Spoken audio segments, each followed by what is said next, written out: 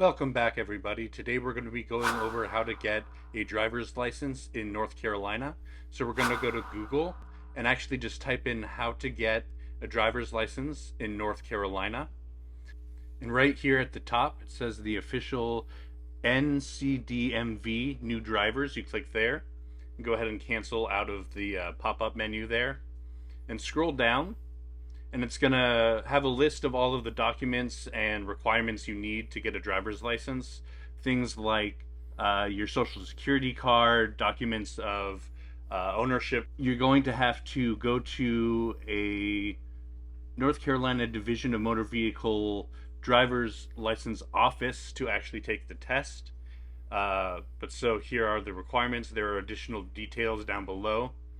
And you can search NCDMV and find your closest department to go to. But so what we're going to do is we're going to go up to where it says make an appointment. And here it's going to have before you begin details, more information about what you need. And then we're going to click make an appointment. And then again, click make an appointment. Then it's going to have a list of options, whether it's your first time getting a driver's license, a renewal, a duplicate, everything like that. For today's purposes, we're just going to click a first time driver's license. And then it's going to ask you to select which office that you want to apply at.